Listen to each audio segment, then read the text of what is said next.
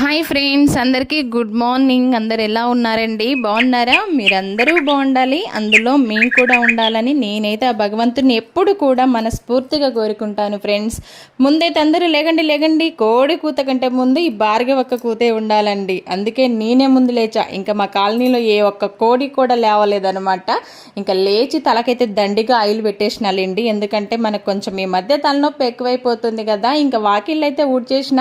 ఏం చేస్తాం చెప్పండి, మనకి ఆవు పేడలు ఎక్కడ దొరుకుతున్నాయి ఇప్పుడు? ఏదో మన ఉపశమనం కోసం పల్లెటూరులో ఉండొచ్చిన వాళ్ళం కాబట్టి ఇంకా ఆగలేక ఇంక ఇన్స్టెంట్గా పేడ పౌడర్ అయితే కొనుక్కొచ్చుకున్నా. 10 రూపాయలకు ఒక ప్యాకెట్ అంట. ఇంక ఇవైతే ఫ్రైడే జల్లుతానమాట.